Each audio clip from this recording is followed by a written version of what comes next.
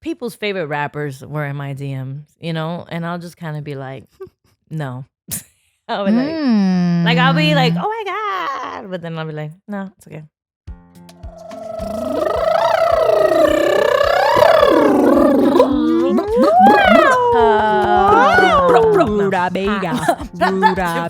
All right. Welcome.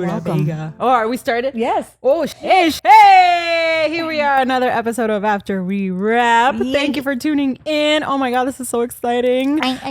Quick housekeeping. Don't forget to subscribe. Apple, Spotify, Google, YouTube, wherever you like to listen to your favorite podcast. Give us some love, 5-star rating. Hey, and then don't forget our Patreon page, right? The after party. And follow us on social media.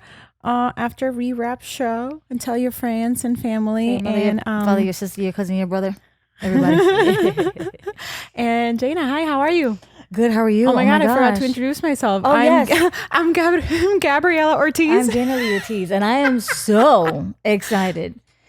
For our guest today, we have the incredible, the mega talented actress, comedian, creator, storyteller, throws the hottest parties in New York and LA. I mean, everywhere.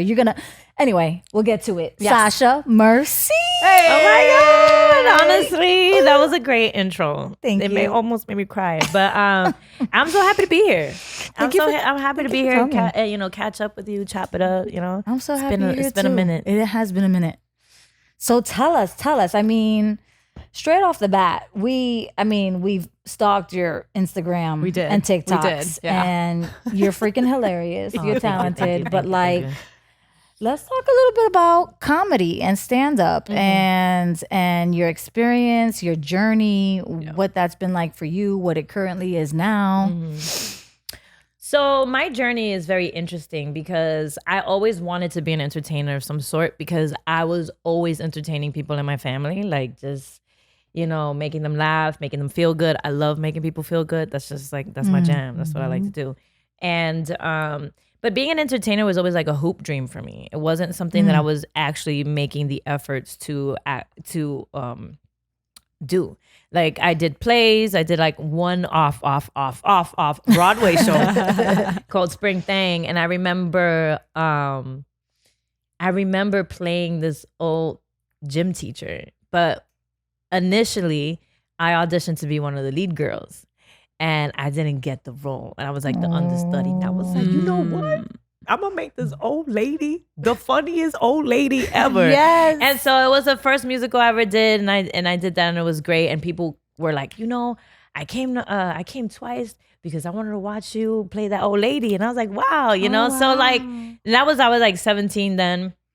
And then in high school, I would just do plays. I would do like the talent show. And then, you have family members, adults being like, get a job. Sure. Be practical, and I come from a family who success is just having a roof over your head and food at the table. Yep. Si tú estás comiendo y tú tienes un rufo, you good. Right. So I never really aspired. For much. I was just kind of like, chilling. Then I ended up working in this hotel and Instagram videos started popping up, and I was like, oh, let me just talk to my phone, and then from there on it just started growing, and because of that I now have a career in doing this. That's wow. But I was always a writer, and no one forced me to write. I would always be in my room writing funny things or stories or that was just or skits. It just came natural. It just came natural to me. It was something that I really enjoyed doing. And so here I am today. Who was the inspiration of the old lady? I mean, because you have a few, right? Yeah. Yeah. So, so old I lady. play, I when I do the Medinas, I have this, this family that I do like little sketches off of, called the Medinas. And the mom, she is an amalgamation of all the Dominican women that I know. Like all the Dominican women that I know made it. Tú sabes, And that's how like, vanity doesn't matter how old you are as a Dominican woman is still very important. Mira, So true. Yeah, it's To this day. and to this day, you know, like my aunt, the way she dresses, she's very on point. You know, she needs to look good all the time. And sometimes I'm like, yo, what do you like? Yeah, we're going to the supermarket. Yeah, Can we're we- gonna go to the supermarket. Well, Why you you gotta te va a look encontrar el novio en el supermarket. You better put some Y yo lipstick nunca- on full it. You know? face, full Yeah. face, heels, Right. the outfit. Oh, forget it. If you leave the house without ironing or steaming it, Yeah. you're done. You're Don't you done. dare You're leave the done. house in flip flops. That Right. was Yeah, my forget it. abuela. Yeah, exactly. Yeah. So some, you know, stuff like that. And so she's, you know, I play a character like that in the Medinas. And so I also play this character as a brother, and he's also a compilation Hilarious. of all my brothers and all the guys I've ever met. So every time people go, yo, man, when you play that dude, that he feels real. I'm like, because he's all of y'all. Like, you know what I'm saying? Like, my brother called me one time. He's like, you think you Slid? I'm like, what do you mean? He was like, you think I don't know that you playing all of us? And I was like, man, that's right. You can't sue me because you don't know which one it is. You know? Like, but honestly, besides that, like, I just have the hugest support from my brothers and my family, and you know, that's where the inspiration comes from, my community and who I'm around, and yeah. And it's so beautiful to see Dominican stories, because how rare is that? You know Very what I mean? rare. That Dominican representation in film and TV. It's very rare. Even in Los Angeles, the population, according to the census, okay, the population of Dominicans in California is 0.01%. Wow. Okay, so the chances are that like the people that are coming to my party are like the only Dominicans here. So like it's like people come, right? They come and they go, wow, this is packed. They're like, well, this is amazing, didn't know right? how And then many we didn't even know Dominicans about were this here. universe of Yeah. like people. And I'm just kind of like, yeah, we exist, but just not Right. not here. You know, we in Right. the East Coast. And it's not until you bring them all together that you Yeah. realize, wow, we are a small yet big community. Yeah, and the thing I have to say about that is what I realize so much about the Dominican culture is that we don't branch out from the nest. Like it's very hard for us to do that. Whether it's toxic, whether it's not toxic, like we Dominicans, that's why it kind of makes sense that it's just so rare out here, because we love being together. And you stick together. And we yes. like to stick together. This is the weirdest thing, because I'm not gonna lie. One of the reasons why I've been able to do so much in my career is because I meet Dominicans out here that left their family and know my struggle of like being far away from them, and they go, "I got you. Let's get what I say." You know, like, so we kind of support each other out here in that way. And I think it's a very Caribbean thing. Period. Yes, you know, like 100%. being Puerto Rican, being Cuban, being, you know, all just a Caribbean thing. But I think that because Dominicans, you know, right now, I think the majority of us have been coming from the 70s and stuff like that. So we haven't been here as long as maybe Puerto Ricans and other nationalities. So it's a little slow. It's a slow crawl, but we're getting Let there. me ask you this: you were born in the Dominican Republic or in the BX? In the Bronx. Okay. I was born in the Bronx, but as soon as I was 3 months old, I was taken to Dominican Republic and I was raised there. So Spanish is my first language. So Gotcha. And then you moved back from the Dominican to the Bronx. Yep. At what age? Like 6, 7. Okay, Yeah. okay. But And I then- just remember a lot. Right. Growing up, I mean, obviously, especially in New York, there's just Dominicans, Puerto Ricans, and it's. I mean, they. I don't know. What do you feel about this? Did you always feel like there was this I never rivalry? bought into that bull crap. Like Same. I never Same. in my life bought into it. And also I think our generations were kind of like, what the heck is this We're all- about? Right. But I remember being like, oh, you Dominican, it's not cool, but it was cool to be Puerto Rican, right? What? Yeah, I remember kind of like I grew up with my stepmom who's Puerto Rican and my dad. When I moved to the Bronx, I lived with my dad and my stepmom. And my stepmom's Puerto Rican. And so she'll be like, oh, like she'll tell people like, oh, this is my stepdaughter. And they'll be like, oh, like she's Dominican or Puerto Rican. And she's like, oh, she's Dominican. And the people go, oh, okay. I never understood Yeah, no, I don't understand it either. Yeah. But I mean, I'm pretty sure there's like a little history there of whatever, because I'm telling you, Puerto Ricans have been in New York longer than Dominicans have. So they have been, they come here and they like, they're just new and different, and people kind of like, whoa, we've been here. You know what I'm saying? So it could be something as similar as that, but as simple as that. But I never bought into that, like never. And the people that I've been around, we never bought into that.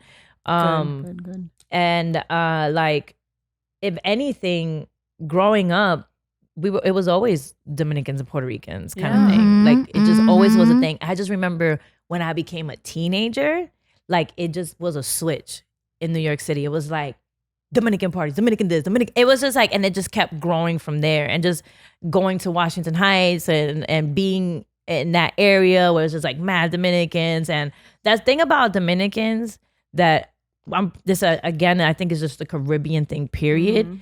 Is hospitality. Yes. That's number one for us. Like, we could have a bad day. We could be like, but it's instilled in us. Like, look, if somebody comes to your apartment, and I don't care how upset you are, offer them a coffee. Un café. I don't even drink coffee like that. Like, I have my moments when I do, but I'm not a coffee drinker every day. But I have a jar of coffee. That's how much program I've been programmed. Them like, you want some coffee? You want some coffee? Just to be hospitable in that way. So when I was a teenager and these parties started to happen, like everybody was included. Puerto Ricans, Mexican, Black, whatever. So it's like, I'm so used to that, you know? And then coming out here and seeing how everything is a little separated, I'm like, it doesn't make sense to me. But the whole Puerto Rican and Dominican thing, I never bought into it. What I would say is, when my brothers, so my mom came to America when she was 15, but she was always back and forth. So my brother, he was born here, and he was born in New York City, raised in New York City. And he said that somebody asked him one time, they're like, oh, you one of them Puerto Ricans, right? And he's like, no, I'm Dominican. He was like, y'all just be making shit up. What? Because they don't understand. Oh my god! It could be that. It was just like someone like lack of awareness, like of all this stuff. Right. But I never really bought into that. Yeah. Yeah, because like even growing up in PR, like my grandfather, he had a girlfriend in the DR. We used to joke that he had, because he would visit constantly, and it was very sweet of him. He would bring actually like suitcases full of clothing that didn't fit us anymore, and he would donate it to las noviecitas. Okay, we're pretty sure he had a secret girlfriend, but I've only been when I was a baby, so I don't remember, but I don't recall like being influenced with the Dominican culture in Puerto Rico. We do have Barrio Obrero, which is a big Dominican community, and my mom, she works in one of the schools. She's like, yeah, our highest population is la gente de la República. There's a big migration also, and I've always seen it as sister islands. Like we are constantly helping each other. Right. That's what that's the reality of it. Because if you really go, like when I went to Dominican Republic this last time, when you go, they tell you there's a whole bunch of Puerto Ricans in Dominican Republic. It's just like, and it's just like that. It's and like I remember one time 30-minute flight, right? Yeah. It's like, they're like, they don't understand it because they are always in the islands, like the same, like, traveling back and forth. And I remember when I went to Puerto Rico, I think I was like 24, 25. And there was like a whole area of like, yeah, I see, tú eres dominicana. Sí, like, aquí hay un montón de dominicanos. Yeah. So it was just like, never really bought into that. So I never really like. I dated a lot of Dominicans. She opened the D door. The Dominican door. That's what she said. Yeah, I did. And how was it? How was it dealing with them devils? The other D.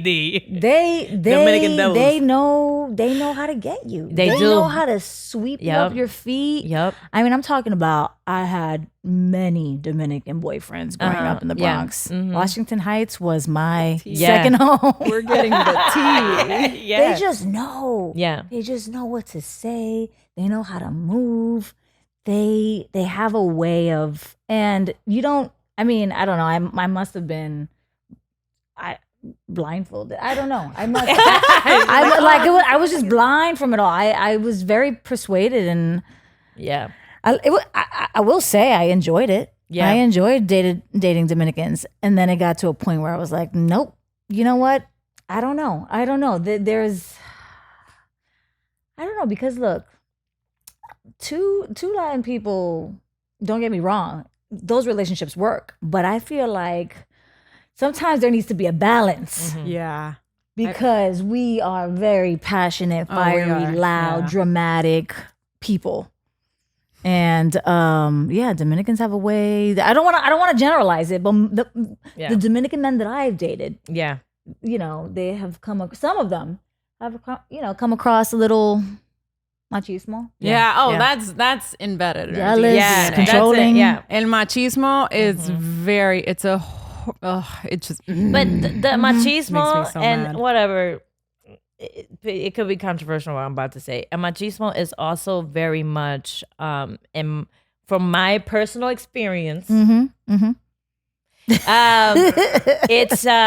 it's also supported by the women around you.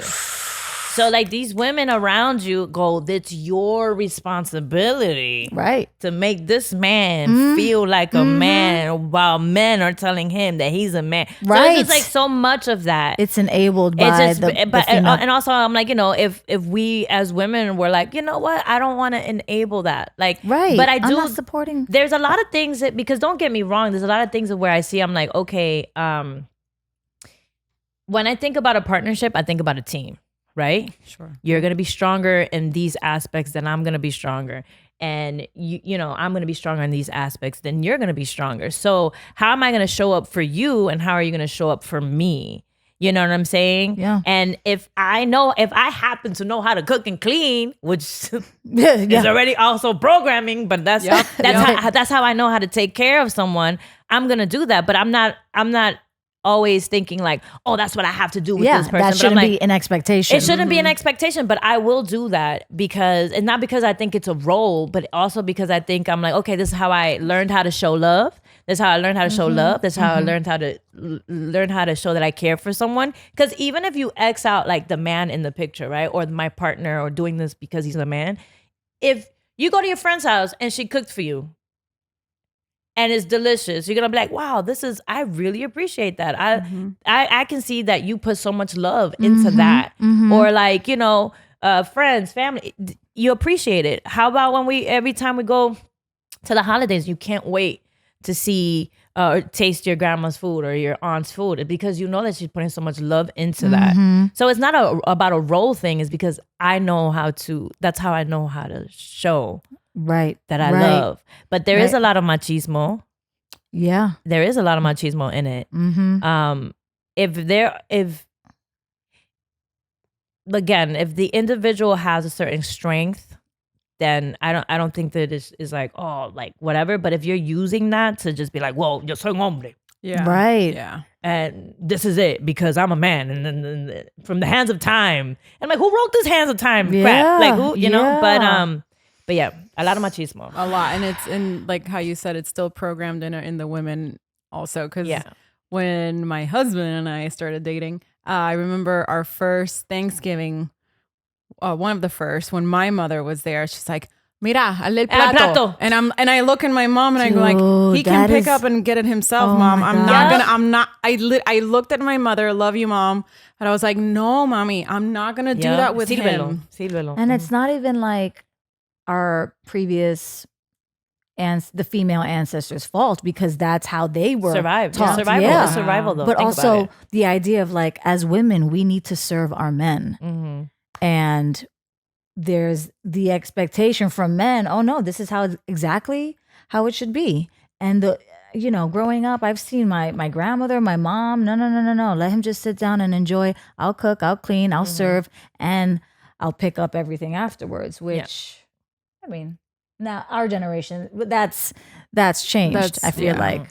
And these are the things that I've been kind of thinking about, these exact thoughts over and over and over again, because I'm like, why is there so much social discourse about, especially today, about men and women roles, right? And how now people identify a certain way, right? And when we think about time and we think about like how it was before, it was survival. Like you didn't have a choice. You had to survive, right? So I'll stay home, take care of the children because we have to survive. And these kids that we're pushing out, they're gonna be the future. You know what I'm saying? So they're gonna help us around the house. They're gonna help us pay bills. So it becomes a tradition because of survival. But now we're living in a time where women and men are competing for the same roles. Yeah. Yes. Everybody, people, UX design, all this stuff, and women can do these jobs just as good as men. And we're talking about, being in the workforce and stuff like that. So it's different now because it's like we're it's not so much about like, oh, who's bringing in the bacon. It's like, I can do that job too. Like if you're a UX designer, a man and a woman can do that. Like you were saying earlier too, we're a team. We are partners. So that's why it's like now we have to kind of think about how are we partners, okay? And how can we work together and serve each other in this relationship so it could grow differently. Right. Because times are changing, right? And, even having like, I think about my great aunt who's 80 years old, right? And think about how slow time changed for her. Time changed so slow up to when she had her children, her daughters. It was like, this is still the role you have to play, right? Like still. And, when our generation, when we were born, as soon as we hit like 10, 15 years old, everything changed so fast. Like every 10 years or every 5 years, a new gadget, a new idea, a new thought. Like I'm still processing something that happened last year that I'm trying to comprehend. And people are like, oh no, we off that. Yeah. We on this now. And it's like, we're all trying to play catch up and no one's on the same playing field because also people are trying to catch up with their mental health as well. Yes. Like I'm going through shit or I'm going through stuff right now and people are updating their timeline with different thoughts, different ideas, different theories. And if I come into the playing field because I'm like, yo, I have to take care of myself. What are we catching up on? They'd be like, you don't know this, you don't know that. You look it up. I need a moment. Right. I need a moment. All right, like give me 5 seconds. So, question for you: how was moving from New York to LA to pursue your dreams? I know. It was all a lie. It was a lie. Look at me. How was that? Like, how was that on your mental health? Seriously, because you don't, like me, you don't have, and like you too, we don't have our core family out here. Yeah. It's just us. So let me tell you something. It gets lonely. It gets really lonely. So moving out here, I started doing social media. It was growing pretty fast at one point where I was just like, this is too much. So many people that I admire know who I am, I'm like, and then people reaching out to me about like doing a TV show. I did a web series called Dating Has No Mercy. My manager at the time goes, come out here. We're going to make a series. And I'm like, oh my God. And I'm like, oh, this series is going to take place in New York. So I'm going to be here in LA for 6 months tops, 1 year, and I'm gonna go to New York. It's been 5. I'm still here. I'm still a hamster looking for in the wheel, trying to, So, so when I first moved out here, I felt like a hamster in a cage, like just, doing the same thing over and over and over again. Out here in California, everything's a lot slower. So, it feels like the same day over and over and over again. And like people don't have the same sense of urgency as in New York City where it's like, yo, can I get this coffee? Done, boom, pow. Like now. Hustle. Like it's a hustle. And now people are like, would you like sugar? Like everything is just a lot more like slower, and that kind of gave me an anxiety because I'm like, why are people so slow out here? Right. Like it just like got me so, and then I'm like, maybe I have anxiety problems. All right. So it was very difficult. Culture for me. shock. Yeah. It was a culture shock. It was the biggest culture shock for me was how not only is LA 3 hours behind, but they're decades behind. When it comes to everything. When it comes to like customer service, when it comes to like, gatherings with people, like sometimes I'll like kind of be like, oh, even before I threw these parties, like I'll be like, oh, what if you do like a party with like Caribbean party or something like that? Like, nah, there's too many Mexicans here. It's like, you didn't even even try. You know what I'm saying? Like, you didn't even try. Like, how do you know? Like, Wow. so people are just so like behind in that that they don't even. So when I moved out here, I was like, okay, these are the things that I really appreciate back home, but I'm not the only one. There's millions of people. Mm-hmm. And even when I was like pitching the series, people go, oh my God, I love it. I love your show. It's so good. But we don't know what to do with it.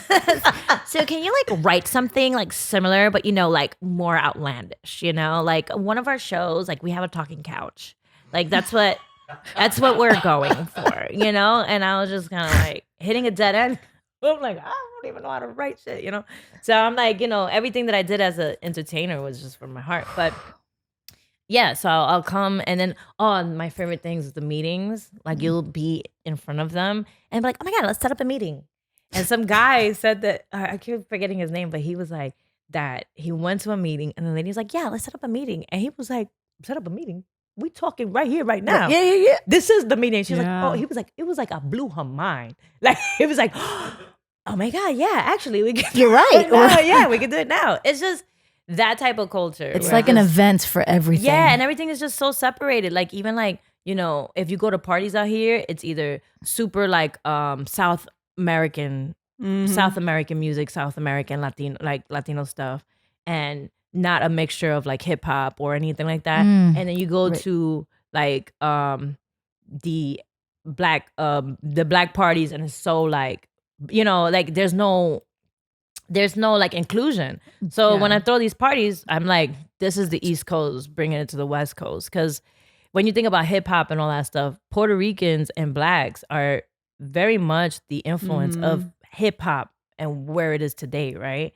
And even understanding that's how you progress. That's how, Right. So that was the biggest thing for me, that I came from a place that I'm influenced by every single culture. The Indian culture, the Mexican culture. If you live by Greek culture, like just everything. You're just influenced by everyone. And then you come here and you're just kind of like, right. Everyone's looks like, and just, yeah. Is something interfering with your happiness or preventing you from achieving your goals? Regardless if you have a clinical mental health issue like depression or anxiety, or if you're just a human being who lives in this crazy world and you're going through a hard time, therapy can give you tools to approach your life in a very different way. And that's why I'm excited to tell you about today's sponsor, BetterHelp. BetterHelp's mission is to make therapy more affordable and more accessible. And this is an important mission because finding a therapist can be really hard, especially when you're limited to the options in your area. BetterHelp is a platform that makes finding a therapist easier because it's online, it's remote, and by filling out a few questions, BetterHelp can match you to a professional therapist in as little as a few days. It is so easy to sign up and get matched with a therapist. There is a link in the description of this episode. It's betterhelp.com/afterwewrap. Clicking that link helps support After We Wrap, but it also gets you 10% off your first month of BetterHelp, so you can connect with a therapist and see if it helps you. Finding a therapist is a little like dating. If you don't really fit with that therapist, which is a common thing with therapy, you can easily switch to a therapist for free without stressing about insurance, who's in your network, or anything like that. Right before I was ready to start therapy, I remember talking to a friend who recommended BetterHelp. And honestly, that was my introduction to therapy. And it was super simple, easy. And I remember connecting with someone, and I couldn't believe that there was a service that was just simple. Like it was stress-free. I didn't feel like I had to go through this difficult process of like, the process that you go through to try and look for a therapist. So it definitely was a really like good experience into my therapy journey. If you're struggling, please consider online therapy with BetterHelp. Click the link in the description or visit betterhelp.com/afterwewrap. Thank you again, BetterHelp, for supporting this podcast. Hey, everyone. We wanted to take a moment to talk about something that's really important. As some of you know, Maui has been affected by devastating fires, and our hearts go out to all of those who have been impacted, and we want to do our part to help. That's why we're asking for your support for Pacific Whale Foundation. It's a nonprofit organization dedicated to protecting ocean and marine life. They're currently raising funds to assist with relief efforts in Maui. Any contribution, big or small, can make a significant difference in helping these communities recover from these fires. So if you can, please visit pacificwhale.org to make a donation. We've also provided a link in our show notes for easy access, and together we can make a difference and support those in need. Thank you for listening and for your generosity. I'm a big fan of cultures, and when we discover things that we don't know about whatever country, is like, oh, I didn't know you guys did that too. We have the same way, but we do it like this. And it's just like you're discovering how similar you are. You're way more similar than you are different. And it's like, it's a reminder of people. It's like, you're not the only one. It's not just about you. Right. Exactly. That's what I love about your parties. El Teteo, Que Rico Fridays. Like you realize when you're at that party and it's not just the 5 Dominicans that you know or the 2 Puerto Ricans that you know, it's everyone from everywhere, the Caribbean, South America. Yeah. I mean, and then it just makes you feel like, oh wait, we are this community. Why are we separating ourselves? Like we're all together. And that's the thing about New York City, right? That like I talk like this so that you can understand what I'm saying, right? This is like my regular way, like of talking when I'm talking to like general public and stuff like that. But the way that I actually speak is not like this. You know, I use a lot of slang. I use a lot of cursing. Around my friends and Spanglish, around my friends and family and stuff like that. And that influence is, even if you see like my first videos, like when I first started, I remember people reaching out to me and going like, oh, you sound black. I'm like, no, I sound hood, because that's how me and my hood, that's how we spoke, and that's how it is.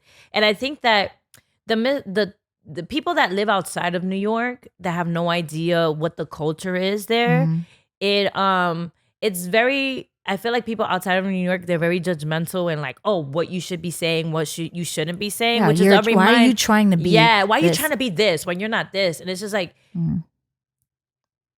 you have no idea what it's like to grow up in a culture that is, grow up in a place that is a melting pot. That literally people that you're going to school with are probably Indian, are probably Asian, are black, are everything else but white. It was very hard for me to find a white person. I agree. A white, pure white, like it was probably one guy, but everybody else was like all these different cultures. So we all spoke the same. You know what I'm saying? The white people in my school were minorities. Like because we just had like 1 or 2 maybe. 1 or 2 minority white. Everyone else were black and brown.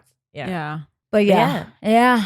And that's how it was like growing up in the Bronx, where, so when people are it's funny because I'm very protective of a New Yorker. So if a New Yorker's like, if they're Asian and they're from New York, I'm like, I understand. You know what I'm saying? Like, if they're Indian from New York, I get it, like we get it. Because it is like such a melting pot, such a thing where there is a camaraderie where everybody is like the fakeness of LA is like, oh yeah, we want PLC. Yeah, we want everyone to like be together and do all that stuff. In New York City, you kind of get it. I mean, I don't know with all this propaganda, how separated people are now, or like with their ideals and their views or whatever.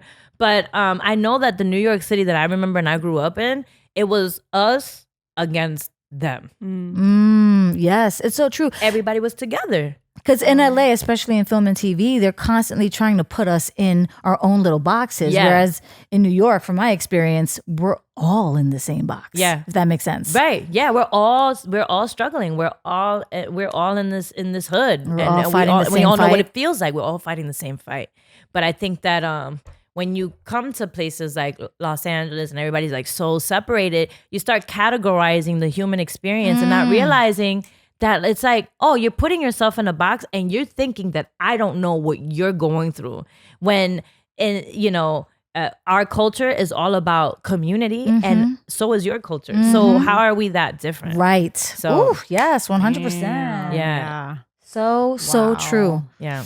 I was gonna ask you, coming from New York and living in a very fast-paced life, how is it in DR? Because I'm in PR, mira, that's island time. That's island time. You're It's 2 island. hours late to the party, like no big deal. It's just an island time. Okay. And let me tell you, so it was a while since I got back to Dominican Republic, right? Since I moved. So I moved to Los Angeles. And then I was frustrated here, right? Because I'm like, hey, why so slow? And then I went to DR and they're like taking their, and I get it. It's like you're on an island, you like chilling. There's no problems. But si tú tienes un problema, what do? You go to the beach, you get a couple drinks. Yep. You see, husband? That's Are you what listening, it is. husband? Like, there's Island no life. actual like, okay, yo no tengo la renta hoy, pero hay una playa. You know what I'm saying? Yeah. Una cervecita. Yes. You know what I'm saying? Like people, they're not stupid. People go to pay to go on a resort for something that they have for free. Yes. You know what I'm saying? Yes. So there is that thing of like, but what's the rush? Right. So What's the worry? what's the worry? But the way they drive over there, Oh man. they're yeah. Are we who's worse, DRs or PRs? I mean, I think from my personal experience, us in Dominican Republic, we just be like, okay, excuse me, blah. Like we're Aggressive. just be like very aggressive. Zero. But that's also like our personality. Yeah. And you're like, damn, this guy almost killed me, but But whatever. you can't we take it survived. personally You can't take it because it's personal. like- You be like, no, it's all It's okay. good. Oh That's my just how it gosh. is. You got to learn how to drive. Like, Yeah. you got to learn how to be like super alert. Like, so when they come to America, they're like, oh, I can handle any type of thing. Yes. My dad is a cab driver. He's obviously Dominican cab driver. He only had one accident his whole Wow. entire life. That's Wow. impressive. Wow. Wow. We don't have accidents. Yeah. Yeah. Us Latinos don't. I don't know. Yeah, I'm just- yeah. I've only had one accident in my entire life mean, driving. yeah. knock on Yeah, wood. yeah, yeah. I think it's just like because we're like in survival mode. That's when what I'm we saying. drive, Yeah, you know? exactly. And then if it wasn't for the island teaching you how to drive, I Imagínate. felt coming back from PR, I felt like everyone was driving super safe. yeah. And It's slow. changed It's like, because it wow, wasn't this like is that. very- Yeah, no. I Go to mean, DR right now. sure. You know, You'll be because like, Jane and I were talking about this the other day. We're like, we've noticed so many changes, good changes in the island. that's beautiful. Like when we're talking about machismo and men, like catcalling, like, she was telling me in New York, New every time you go York? to New York, it's Yeah, like, yeah. expect it right away. Yeah. In Puerto Rico, this last time I went there, it was like less and less and less. Gentleman. And I was just like, I have not had one man como se dice cat call me. Am I? But do I there look you go, okay? right? But, You see? and then I was like, thank God, finally. Right. Like I'm not feeling harassed. I can walk the street and be like, ay, qué lindo el día. You know what I mean? And not have to worry about some pendejito, you know. Yeah. construction I can so worker. identify with that. from yeah. New York. Yeah. Oh gosh, walking Yeah. down the street, it was the worst. Mhm. But you get used to it. You get so just- used to it that when yeah. they're like quiet, you're like, are you okay? right. You don't like my That's- perfume today? that's- Like I stink. Like That- So it's That's like, what I experienced with the men Yeah. in New York versus LA. I was so used to the aggressive. Yeah. Oh, let me holler at you. What oh yeah, mommy, like You're like, what's going on? And then out here, crickets. Yeah. And I think I know why. There's so many. Yeah. We're in the Hollywood industry. Yeah. And a lot of young women were throwing themselves on. I mean, so they didn't have to try. Yeah. They didn't have to make any effort because, oh my gosh, you're a star, you're this, you're that, you're on this show, Mm-hmm. you're in this movie. Oh my gosh. Like the women did all the work, in my opinion. Yeah. I think also too what I realized out here, as someone that was a serial dater in New York City, the guy and you are competing, like he's competing with you in a sense. Like I remember going on a date with this guy who's very good looking. He was like an actor, and at the time I was like, oh, I'm a comedian actor, right? And he was like, oh, he considered it a date. But if I'm paying half, Oh, that's not a date. Oh, that's not a date. We friends, baby. Yeah. boyfriend. God. You not courting me. Yeah, but he's so good looking. Yeah. You know what I'm saying? Like so good looking, booked roles that he's kind of like, oh, like. And then he was telling me a story about like having a sugar mom. I'm like, oh no, me and you are the same. Like we're just two good looking people. Right. You pay your half, I pay mine. But I realized that out here, the men are very, very into their looks, like women in a sense. Like, you know, like very In LA. In LA for me. And you got to think about it. I moved out here for the entertainment world, so I did kind of just always meet those type of men. Not saying that everybody in Los Angeles who are native Los Angeles people are like that, Right. but you know. Yes, we're talking about our experiences. Yeah, again, Right, our yeah. experience. And people always want to. They want I some know, smoke. Sometimes I I'd be know. like, I want all the smoke, but I'm like, I'm getting too old now. Exactly. I want peace. I don't want problems. right. Or do I? But yeah, so that's what I realized. And also it's true. I remember at one point, like, people's favorite rappers were in my DMs, you know? And I'll just kind of be like, no. I'll be like I'll be like, oh my God. But then I'll be like, no, it's okay. Thank you. Have a good day. Because I was never the type of girl to kind You're of not be like, chasing the clout. no. Right. There's no Yeah, agenda too. Like, oh my gosh. Nah, What like am I I gonna... know I'm talented. I know all this stuff. I know I'm talented. I'm beautiful. I'm smart. I don't like if I want to get with someone, it's because, and that's another You're thing actually too. interested. Is because I'm Yeah. actually interested. Another thing too is sometimes when it's like if you're really, really genuinely into me and you happen to have all these things and you have a career of your own and stuff like that, I would like to pursue that. But I think that a lot of times, not saying that they're doing it in a creepy way, but it's kind of like there's probably an abuse of power there where it's kind of like, you know who I am. Yeah. Right. You want this Yeah. right here? Look at it. Look at me. Look at us. She said, look at it. You know what I'm saying? Look Like, at it. what we could be for one night. And I'm like, I'm not interested in one Yeah. night. You know what I'm saying? Yep. So you're dating someone now, right? Yeah, I am. Is he, where's he from? He's from New Zealand. Ooh. Ooh. Yeah, from the other side. I'm from New exotic. York. He's from New Zealand. So he talks Same with thing. an accent? Yes, he Oh my does. God, do you understand what he speaks? Because I Yeah. I have one British friend and sometimes I'm like, what'd you say? Say that again. Because I Yeah. have such a hard time with accents. So what I realized with people from New Zealand, their accent is not that harsh, right? So Can you do it? I don't do it because I'm like, I don't want to embarrass him. But he moved to Australia, and so he lived in Australia for like 20 years. Wow. So sometimes he goes, "Hey," he does that. And like in Australia, they say no, right? Oh no, instead of no, like oh no, right? He doesn't say that. They go no, like or no, or they just their English is a lot similar to like American English, but they're just some words, like Tiki. I don't want to butcher his name, but there's this director. Yes. That's how they speak. That's a New Zealand. So That one. Taika Waititi, that's exactly how they speak. But you see how his accent is not that harsh. Like you understand it. It's the Australian accent that's harsh, and the British accent is just a little different, right? Like even if it's Cockney and stuff like that. So yeah, so he's from New Zealand. I love that. So how has it been like two different cultures coming together? Man, it's been fascinating because I met him 7 years ago. So I was 26 when I met him, and he was 33. And I remember just kind of meeting him, and just at first I was like, oh, it's okay, like cool, because at first I thought he was from Australia because he has some sort of like he's adopted a lot of the Australian accent.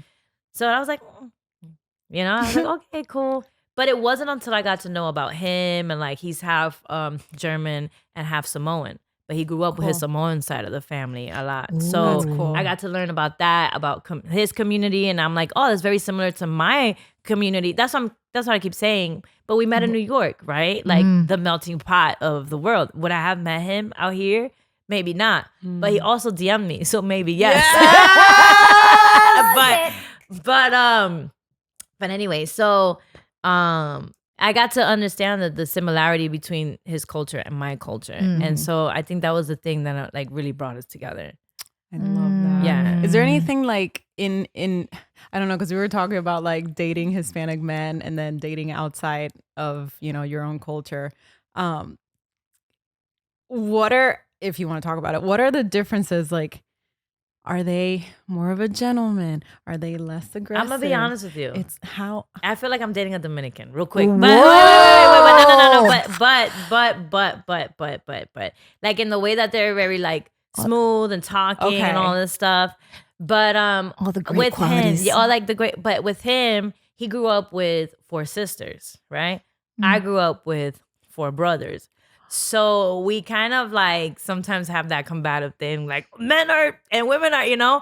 But then at the same time, we're like, I'm like, man ain't shit or whatever. But I'm like, you want to play? You want to play the food? You know what I'm saying? He's like, women ain't nothing. But he's like holding my hand, making sure that I'm like taken care of. But obviously, that's all social discourse. Yeah. But when you're in a household that you're taught how to treat a woman and how to be gentle and how to be all this stuff, like he's all of that, you know what I'm Makes a saying? difference. Very supportive. Yeah. You know, like a lot of times of the aggression of like what I'm used to seeing, like he's not like that at all. They're not like that at all. If anything, That's it's just great. like a gradual thing. But Yeah. it's like, very gentlemanly. Is your family okay that you're dating someone outside your yeah, culture? they love him. I know. Yeah, It's my like family love loves that. him. Yeah. They love him. He's great, but he's also really funny, and a lot of people look at us and they go, "That makes sense." But I'm like, what were the chances that like I know. he's 24 hours away? Like it was just the weirdest connection ever. Wow. The universe. Yeah, it Works was. We in met 7 mysterious years ways. ago, and he lives here now. We live together. Ooh, exciting. It is. It was Exciting. A little exciting. Yeah. It's a little exciting. Right, we have a little this or that for you. Okay. You have to Girl. answer it as fast as you All can. right, then I need some coffee. And maybe this can open up to other conversations. I don't know, but really quick, merengue or bachata? Oh my god, I can't choose. Merengue, because I like to move around. Ooh, the subway or the bus? Oh, it depends. This is such a New Subway York- or bus? Subway. Subway. Okay, All day. all right. American food or Caribbean food? Caribbean food. Yep. Of course. This is a hard one. That's what she said. Los Angeles or New York? New York. That was Wow, not that bad. was fast. Yeah. I knew you were Forget gonna. about it. Forget about it. LA. I wish LA was sinking and New York wasn't. But nah, definitely New York. I mean, I'm not gonna lie. I've been getting accustomed to Los Angeles, like having your space, all that kind of stuff, and committing to plans, having commitments and sticking. Yes, that's something. New York City, you could flake. People have so much things to do that it's like, oh, if I flake on you today, I can catch up with you tomorrow. Like seriously, or like you could do 3 things at a time. So I could do this podcast. After this podcast, I could go hang out with my friends. After hang out with these friends, I could go hang out with another group of friends. Train, boom, boom, pat, pat. Here is like one thing a week. An event. Why An is event. that? Why is that? Yeah. Why is that? The curious question, is it because of transportation? Or is it Transportation. just- that's a huge factor. Yeah, I think it's just like transportation. People are driving. People, even 20 minutes. Yeah. Even 20 minutes Yeah, of driving. and so imagine you're taking the train. But also, 20 you minutes. can multitask You on the train. multitask, You're you're reading. talking You're to that listening. makes people. sense. You're That kind of makes like, sense. Okay. you're on your phone. You're like doing stuff. Like, but if you're driving, you're like, oh my god, let's do it. When I have energy, kind of thing. Yeah. That's how it gets. When I have the energy to want to do stuff. But in New York City, it's like you have no other choice. Like Oh wow. everything is, and Yeah. New York City is so much fun. Mhm.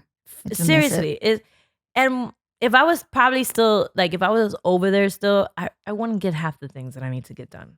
And that's another thing that I tell people. I'm like, one of the things that I appreciate about Los Angeles is that I have no other choice but to get my work done. In New York City, it's like, oh, come on, girl, let's get drinks here. Let's go hang out. And there's always something to do. Right, right. So yeah. That I do miss. Oh wow. I do miss. Yeah. But I'm telling you, like, I want to be able to do half the things that I'm doing right now. I would be hanging out with all my 50,000 friends. And let me tell you something. Yeah. This girl knows people.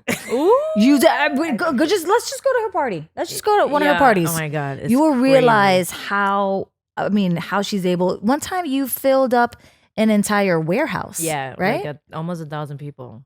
What? At a party. Yeah, for the Dale party. Wow. So the thing about that is that I'm very grateful because of the support of the community and everybody like coming out and really like it giving me the opportunity to share that with them. Like that's beautiful, but it also comes from a real place. Like I really enjoy bringing people together, and it's something that I could do on pilot mode, right? Like I'm not gonna lie, I would say like the last couple years I have been in an emotional roller coaster, I guess, to like re-identifying myself and the things I want to do. You know, the Sasha that first started doing sketches and is here today. There's, you know, I'm very grateful for that person that got me here, but I'm also changing and like my humor is gonna be different. The things that I want to say, the things that I believe are gonna be different. They say you change every 7 years, right? And Growing. and all that stuff. So, you know, I'm going through a lot of growing pains. So I'm not putting as many sketches out there as I used to. And I'm not as active on social media as I used to. Well, it gets exhausting. It gets too. and that's another thing people don't talk about. They don't talk about the burnout. And I'm burnt the out, you know, like constantly feeling like, oh, I have to put on this post and I have to do this and I have to do this and I have to do this. And what I love about it is that the autonomy you get, where it's like you are your own thing, your own entity, but then it gets really exhausting when you have to do it all. But I like that it's beautiful that you're taking the time for you to rest, to take care of you, to learn, to grow, to evolve. Yeah. Like that's beautiful. And the thing about, that's why for me, I'm like, I can do that and throw these parties and still kind of be part of the community some way, somehow. Yes. Because at the end of the day, sometimes I'm drained. And the last couple months, I would say the last 2 months, I've just been a hermit. I haven't been reaching out to my friends as much. I haven't been talking to them as much. I haven't been on the phone as much. I kind of have been going through like this emotional purge that I'm going through myself and learning. Another thing, this is a very important thing people understand: healing and self-isolation. Self-isolation will destroy you. Yeah. But like healing and just letting just a couple people in at a time, or like, you know, just not being completely alone, and just not believing all the negative things that you want to say to yourself. Because I'm learning how to be vulnerable. And I also came to a place that I learned, I'm grateful for therapy, of how like I split myself into two growing up as a child because of everything that I've went through in my life. And, you know, having to feel like I had to raise myself, because not saying that my family didn't raise me, but I'm also saying there was, you know, a lot of traumatic things that happened in my life that forced me at a very young age to just not find comfort outside of me. So always like being like my own self, like comfort and all that stuff. And seeing how it's actually hurting me today, you know? So, you know, you having to carry that weight and support and teach yourself. And now it's like I have to be vulnerable again. And it's funny, like I have to see the world as a child, but you're now a 30-year-old person with your messed up knee and a broken foot. You know, everything like just feels like it's crunching in your body, you know? And you're like, how am I going to see the world as a child again? And that's like where I'm at, where I forgot to have fun. When I first started doing social media, I was having fun. I'm not having fun anymore. I'm not having fun. And people are like, oh, I miss when you used to do this. And it's like, I appreciate you saying that, but I am going through something, you know? Yeah. So with these parties, I'm able to just show up, be there, hug people, and like, just be part of the community. Have a connection. Have a connection, because I'm a person that's in dire need of that. Yeah. Right. But that transformative time, that healing time will serve you in a way where when you are ready to come out again and be all in the world and like do your videos and think a different version of you will show up because you've done the healing part. You've done that inner work. It's just a lot of people don't realize that, you know, just because we're content creating and producing something, it's like you're by yourself doing that. Yeah. You're doing the lighting, you're doing the audio, you're doing the set, you're doing the makeup, you're your own director, producer, writer, Yes. actor. Yes. So that's exhausting. And that's another thing that I want to say. And this is a perfect, like, I don't know, analogy or metaphor for self-isolation. When you are such a great content creator, great producer, great this, great that, how are you going to learn how to work with a team? Exactly. How Because you you have gonna no one learn to bounce how ideas to off. make- Yeah. How are you gonna know how to make a movie? How are you gonna learn how to do these things? How are you gonna really expand? You know? And I think that the self-isolation that I was starting to see that I was doing and being like, oh, I'm my own this, I'm my own that, hurts you. It hurts you. It hurts you more than it helps you. Because now, look, you're in the same situation over and over again. There's so many influencers that I knew when I first started who have millions of views, millions of followers, but all they want is to make that movie. All they want is, even some of them that have millions of followers and they saw that we did a movie together, a Lionsgate film, they were like so impressed because they're like, you have less followers than me. How? Because you're doing everything by yourself and you're not trusting other people to like elevate your ideas. And it's a form of Collaboration. Yeah, collaborate. It's very important. Collaborating is very important. I think that also I'm going through that right now. I'm like, I need to learn how to collaborate. I need to learn how to be vulnerable And ask for help. and ask for yes. help. Yes. Asking for Because you've help. been doing it Yeah. all on your own this whole You can't. time. You can't. Yes. Look, you didn't come into this world. I mean, you were born by yourself, but somebody pushed you out. Yeah. So technically, And then somebody. yeah, somebody helped you. Yeah, exactly. So Yes. I don't want to hear that. The guy was born by myself bullshit. You know, like you had help. You had help to come into this world. And so it's just like, but as you know, I'm learning these things now. I'm like 33. I'm becoming vulnerable again. You know? But Yeah, at my 20s, and you know I was what? like, Well, look, now you've grabbed the community together, the Latino community together, which is so admirable. And now, like you've formed this community, this family where I'm gonna help you, you're gonna help me, we're gonna help each other, and I love that. Just now, we're building an even bigger family. Of course. Through knowing you and knowing, Of course. your work, your talent. Thank you. I love you. I love you too. And that's like, I love Bad Bunny because, he's able to be this. Bad Bunny? Bad Bunny. He's able to be this. Benito. Benito, right? He's able to be this massive star. I don't know why Kendall Jenner, but anyway, he's so like, he's this massive star, but he's this massive star and he just kept it real funky. He said, I am not, why do I have to change who I am to be what other people want me to be? And and because me and my boyfriend, we were talking about it. He was like, who you think is a star closer to like Michael Jackson? I'm like, Bad Bunny, because the fact that you and I know who he is and you don't even speak Spanish just already shows the magnitude of how successful he is. But he kept it real. He was like, no, why do I have to change? Why do I have to do this? Why do I have to do that? And I always said that even before I became a fan of Bad Bunny. I'm like, we are the culture. Why are we going to this other people that have no idea how to accept our voices, or always trying to tell us to tweak it up, and then finally the show comes out and we do not speak that language. We can't identify. And I remember I read this article that said that 60% of Latino get their content online because why? Is authentic, right? Versus like watching it on television. So as long as we keep doing stuff like this and learn how to come together, we don't have to. As long as it's real and authentic, we'll support it. Yeah. Yes. That's it. 100%.